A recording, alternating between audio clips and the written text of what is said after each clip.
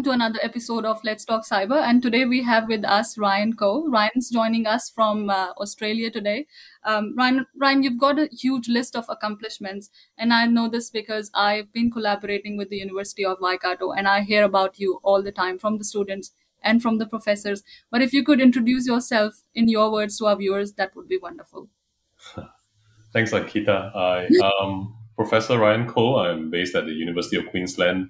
As Ankita has mentioned, I used to work at the University of Waikato. But before that, I was an industry researcher based at Hewlett Packard Labs. And I was born in Singapore, went to New Zealand to work, and then now I'm based in Australia. So that's a little bit about me. Awesome. And you've been the director of New Zealand Institute of Security and Crime Science at the University of Waikato as well. You're also a serial editor and now a professor, besides being the director of the cybersecurity in the University of Queensland. And you've won awards. You are even a member of national body in ISO-ISC. Yeah. So, how does it feel to be accomplished so much? Well, they didn't all happen at the same time. How do you keep a track of all these accomplishments? I actually honestly don't really keep track until, I have to do my annual appraisal with my boss, and then have to list them down. All right. But but the whole journey has been really good. I thank God for that. And I think it's also I was blessed to work with a lot of different teams. So I'm not sure how to answer your question about keeping track, but over time, I think being open to opportunities and just having a positive attitude towards solving big problems does help to open doors. And New Zealand is a great place to start. And when I joined University of Waikato in 2012, December 2012, it's about 9 years ago. Time flies. Yeah, I went to the university, and I was actually hired as a senior lecturer focusing on cloud computing. But I also saw that there wasn't any focus on security. So I spoke to the dean at that time, and I said, "Hey, look." He asked me, if you want to set up a lab, what would you do? Will you do a cloud lab? I said, I think the opportunity for cloud is there, but there's a stronger opportunity there. That is cybersecurity. And coming from HP Labs, where I was working on a whole product suite of data tracking tools, which are now used by most ArcSight users.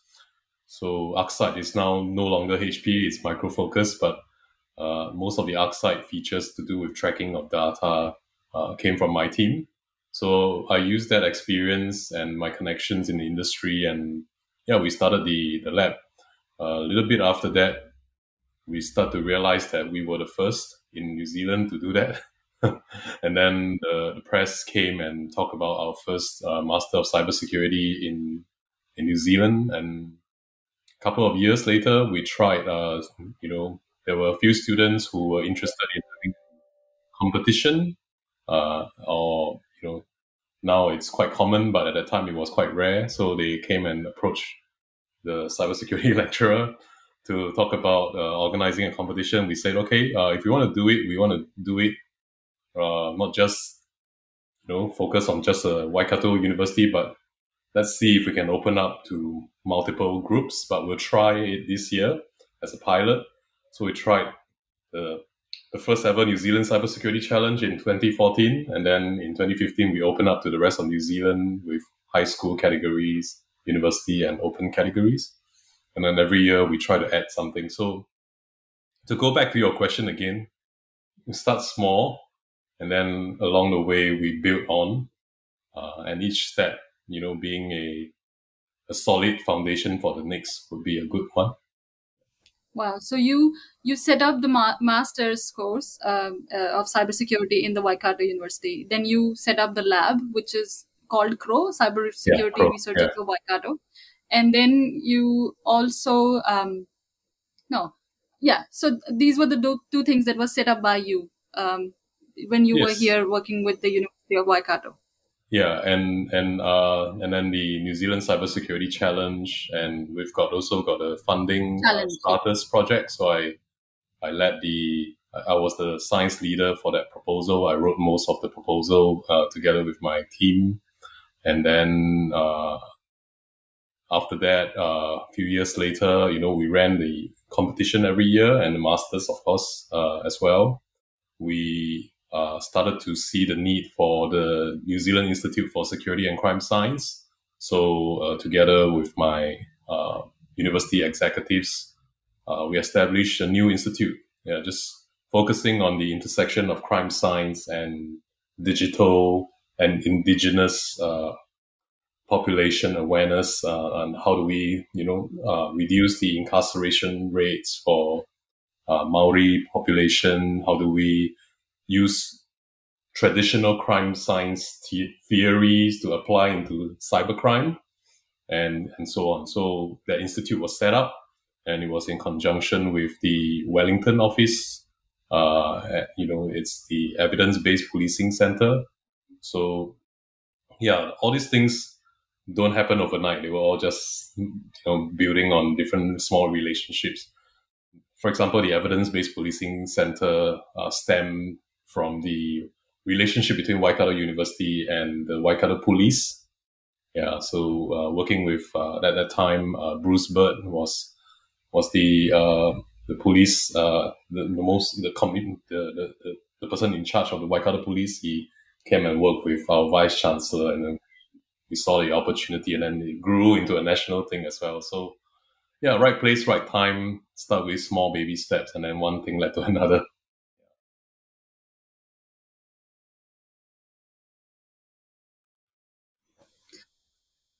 So, if I can ask you, Ryan, what was your purpose behind setting up the Crow Lab, and leading the New Zealand Cybersecurity Challenge? Was it because you saw the gap in cybersecurity industry, or there was something else?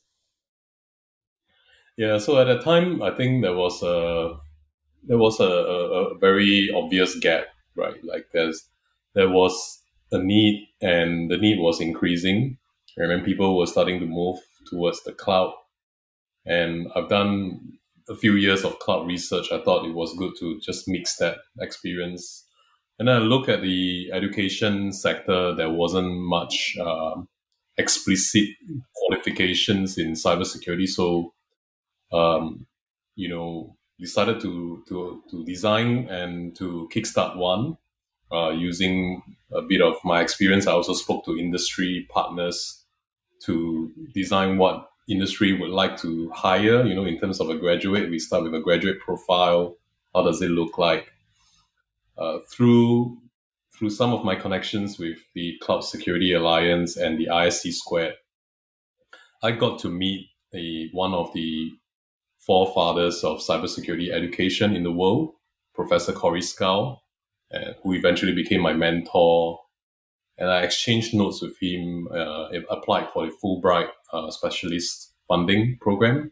And then I was able to invite him here as a Fulbright expert to New Zealand. We worked together. We developed what we believe at that time was quite a solid program, which would create that cohort experience. There was a huge gap at the time, and I think over time, more and more universities started to offer that, and this is a good thing because one university can't do everything.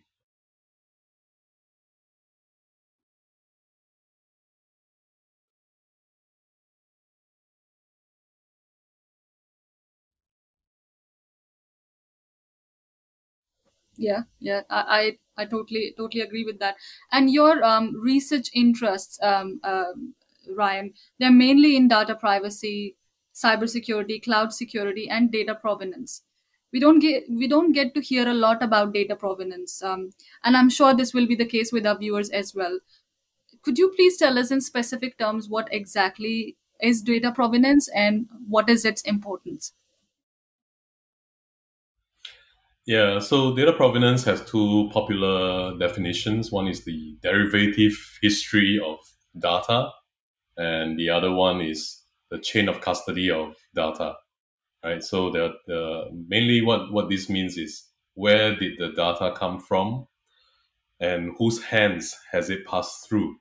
So if you think about it, the crux of a lot of cybersecurity problems actually comes from this lack of awareness of the provenance of the data. For example, when you get attacked, say, by a ransomware, the first thing you think about is where did the attack come from, and how did the malware happen to be in my computer, and what have I done? So all these questions are actually in its core provenance questions. Uh, what has happened to my data? How can I actually understand what's going on in the cloud? If I was to upload something into the cloud, can the administrators see everything? How can they assure me of what they say they will do will be done by them? So these are the questions that were started when I was working in HP. So we were interested in understanding how we can increase the trust of the users. At the time, the HP had a 70% market share of the cloud server environment, the hardware. So we were interested in understanding how we can track the data provenance and provide that information to the users. And over time, I start to realize that this is a very vendor centric approach. So you're helping the vendor to have more awareness, but it doesn't necessarily mean that the systems were designed with the user in mind. So as I joined the academia, with the nudge of my PhD supervisors and mentors, they said, Ryan, you've spent enough time in industry. Now is the time to go to go back to academia. I applied for the job worldwide. I had a friend who was a colleague in HP, Marcus, who was actually he used to study in New Zealand. He said, you should really try applying for the universities there. And so I applied and I got into Waikato. And at Waikato, I started to take a different view of it. I said, okay, now I am no longer HP. How can I help the users? How can we return the control of the data to the users? How do we design from an academic point of view, fundamental design, so that when you have control over your data, you can control your security too? So this is why I started to work towards that. And then we wrote this proposal to the MBIE funding, Endeavour Fund. And eventually we managed to get that funding. It was a good boost to the Crow Lab as well, because it was $12 million. So it was a substantial amount to kickstart the ambition that I had when we first formed that group. Well, thank you so much for starting that, Ryan, because if you wouldn't have started it, I wouldn't be able to speaking with you today.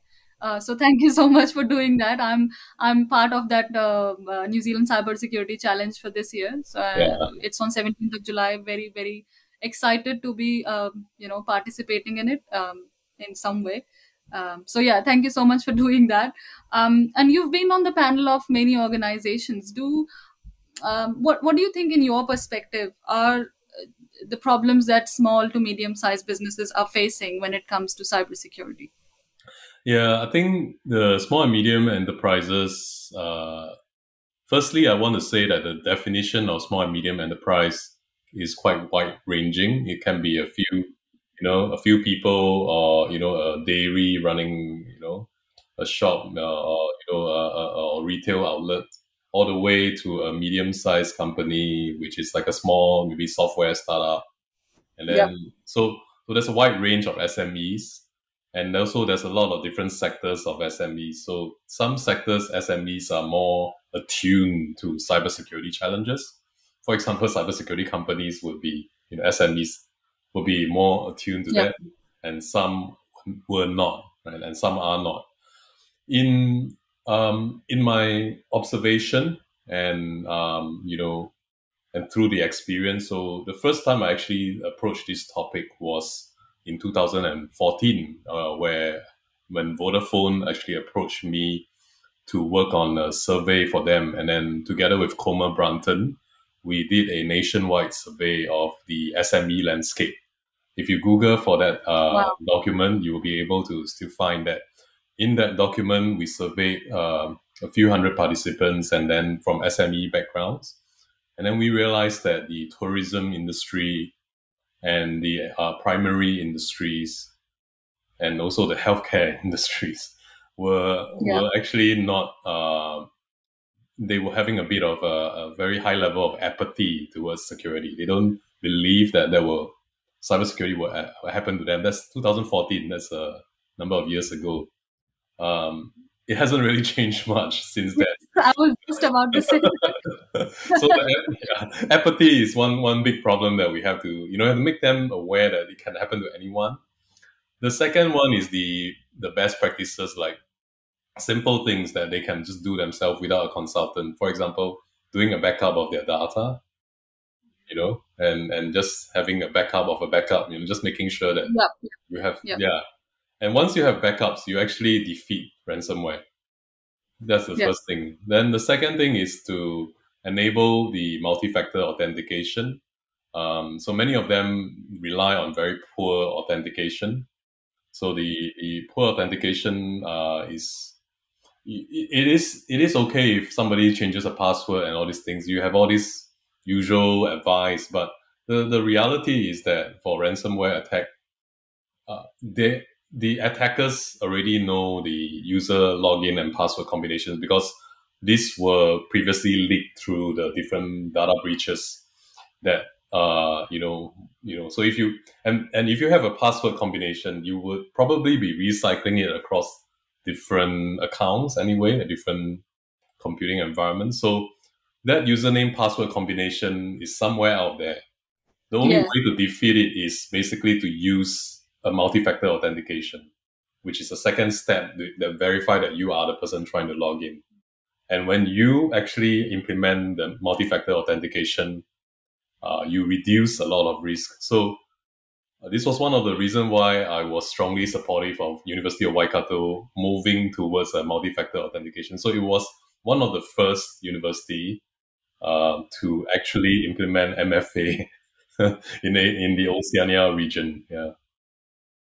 And the first internet connection was actually was in Waikato University, Yes, that's right. In New right? Zealand. Yeah, that's right. In New Zealand. Yeah. It was. I think it's what back in 1930s. No, I think 1989. I think 1989 was the year. 1989. Yeah, and Sorry. then Yeah. John Hawker was the person who started that connection. Yeah, So proud to be associated with the University of Waikato. yeah. When we talk about ransomware, there has been an exponential rise in ransomware. Um, do you think that? I mean, I read it somewhere in an article that the next ransomware would be targeted to our mobile phones. Where do you stand on that? I think it's very likely. Yeah, it is not a surprise. Yeah, so it's a good warning. The key thing now is how do the people get in, right? So there's through the mobile phone, the most obvious vector to enter the mobile phone is that you download something, right? Or you visit a website which secretly downloads something, right? Or you watch a video which is actually they show you the video, but behind the scenes they But on actually the back still end, download yeah. something. Yeah. So it's about controlling how things are downloaded into your phone. And that's also linked to provenance, how does your data change in the system. So if I was an enterprising, say, a startup right now, I'll probably think about how to control the download in a mobile phone. And then that could be a tool to prevent some of the things. When we were doing the provenance research, when we logged every single atomic action, it was a tool called Progger. We logged everything, and then we were able to visualize it and show how this ransomware looked at all the different files. Actually, they are just a very lightweight program. They borrow a lot of resources on your own computer.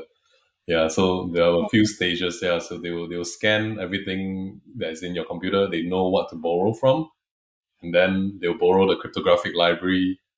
They'll borrow all the access and the rights to change file names and extensions, and then the right to read and write and so on. So all these things are actually very predictable steps if we can detect those first few steps of, not every program should be scanning for everything in your computer or borrowing cryptographic libraries. So if you see this kind of red flags, you should also flag it out as well. So yeah, there's a lot of It, business opportunities also in this. it's it's interesting to know about these things. When I'm talking to you, I'm like, ah, okay, but it's also scary at the same time, you know. Yeah. Um, but that's the truth. So Ryan, threats are evolving over time. You know, the hackers are getting smarter and smarter every day. But don't you think that social engineering is still underrated? I mean, we talk about penetration testing, we talk about cybersecurity policies, frameworks, and a lot of other things, but we don't talk about social engineering a lot. What do you think? Why? Um, You mean in the public, in the media, or or advice from experts or consultants? from experts and consultants. Yeah. Well, social media is a very human centric. Social engineering is a very human centric thing, and Yeah, in fact, when most penetration testing companies, when they are deployed to test companies' security, when they run out of ideas to hack into the company, they yeah, actually deploy social engineering techniques on the receptionist or yeah, and they trick them into plugging a USB stick that has something inside. So I think it is not widely mentioned because it is hard to quantify and to say that this is a product that I can sell as a right. service. Yeah, but the social engineering things will work better from the point of awareness training and cyber hygiene type of conversations. So I know some companies which specialize just solely on the making people aware of social engineering of phishing or social engineering of how people challenge or try to get information from you. It's easier to get information straight from you than to hack into your system, right? So why not do that? Yeah. Okay, and what, in your opinion, would be the five, on no any threats that you would say these small businesses should look out for? Yeah, the small businesses should definitely look out for the threat of ransomware. Number one, then that's the biggest threat right now, because it's not because it's sophisticated. It's because the business model is so asymmetric. It is always in the favor of the criminals, Yeah, and the payment mode is also through cryptocurrencies, and hence is very difficult to detect and corner in unless you have the resources of FBI and so on. So that's the number one threat. The number two threat is their apathy, which I want to say again, because most of the people and the businesses don't really think that it will happen to them. In fact, every day and every second, we have a lot of different cyber criminals scanning your network right now. If your website is running on a server and it's not secure, it's probably hosting some dodgy material as well as because they like to look for free resources, either dodgy material to host, or some of your servers may be used for cryptocurrency mining. There's a lot of different things if it's not secure. So apathy should be addressed. The number three thing that they should look for in terms of a threat is basically the lack of awareness of what goes on. So the threat is them. It's also linked to themselves. Lack of awareness of their own assets. So if you don't know your assets, okay, this is linked to the ISO 27001, right? The first thing to do when you do an ISMS, Information Security Management System, man. which is a policy, is to understand what assets do you have, what are your core assets of the business. It doesn't mean that it has to be an iPhone or device. It could be that because, if, for example, if you're an accountant, it will be your customers' data, right? So That's right. having this Yeah. kind of awareness of the assets that you need to protect is also quite important. That's the third one. The fourth threat that is coming is basically the lack of awareness of how these. So it's a supply chain threat. So awareness of how the software is actually built, and how are they procured, and how are they managed.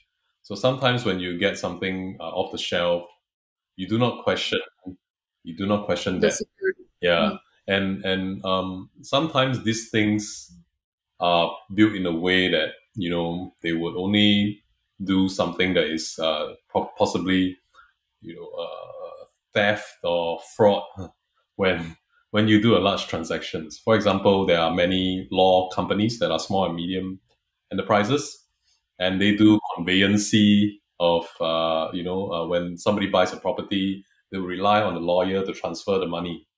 So with all the house prices going up, all this money is being transferred around. The cyber criminals actually know about this. They know that they don't need to go to the users or the people buying the house. They go to the law firm. And when the law Yeah. firm is transferring the money out, just that minute before that, they change the bank account to their own bank account. And then the law firm suddenly has to make sometimes they catch it because they realize that it's an international telegraphic transfer, and that's fine, they catch it. But if it's another bank account that looks like a normal bank account, it's gone, then that's it, right? So that's another threat. The fifth threat is basically linked to, you can see I didn't say any big things. They're all very basic, habitual Yeah. things, right? The fifth fifth threat to them is the lack of investment into this area, the lack of looking into Yeah. Yeah. this as a priority in their annual budget, putting aside, many businesses put aside money for insurance, but very few businesses, especially SMEs, put aside budget for cybersecurity. So this is Yeah. and this comes from the business owner. Not just you don't just expect, say, a big multinational CEO to do that.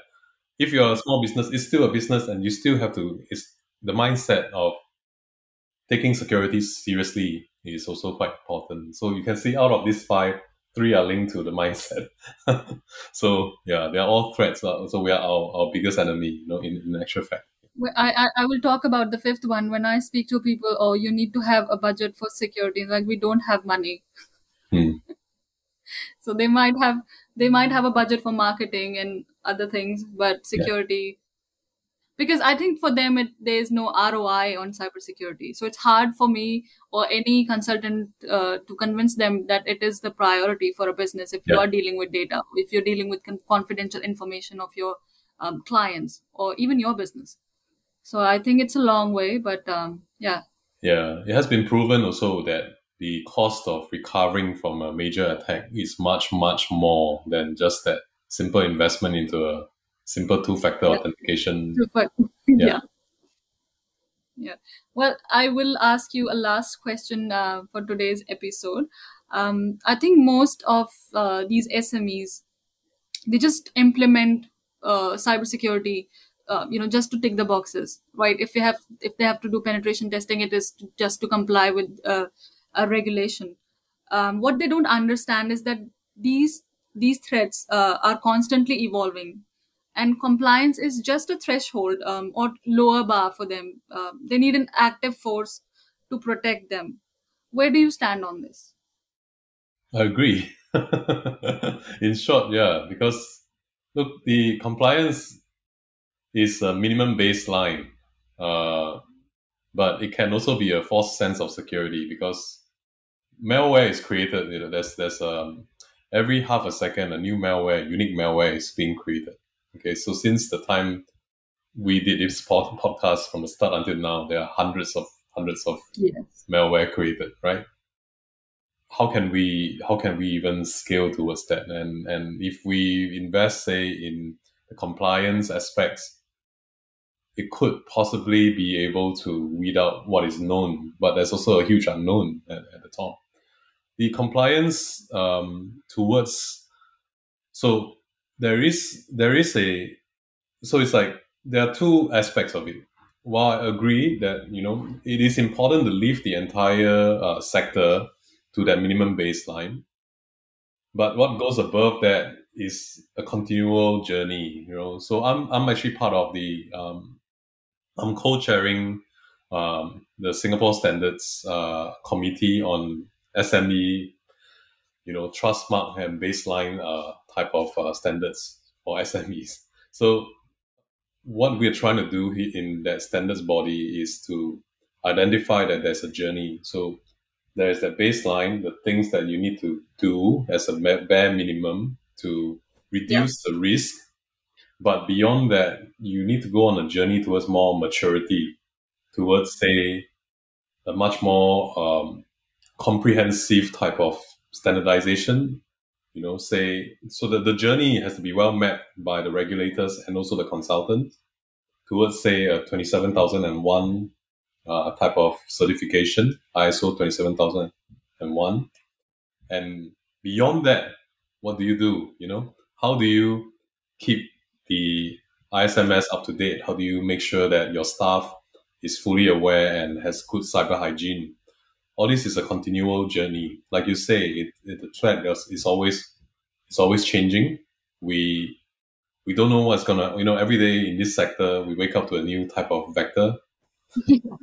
So it's really hard. Every day on Twitter, every day on Twitter, I read about some company has fallen victim to a new sort of attack, and I'm like, okay, now what that is. So I have to go on Google and find out what that attack is. So yeah, it's changing very quickly.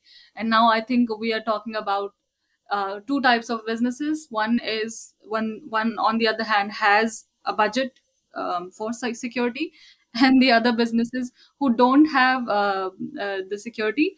I mean the security budget, and and then the other businesses who have the budget, but they're ticking the boxes. And once they receive a report, they don't want to do anything about it. Okay, they just want to tick the boxes, and we are all good.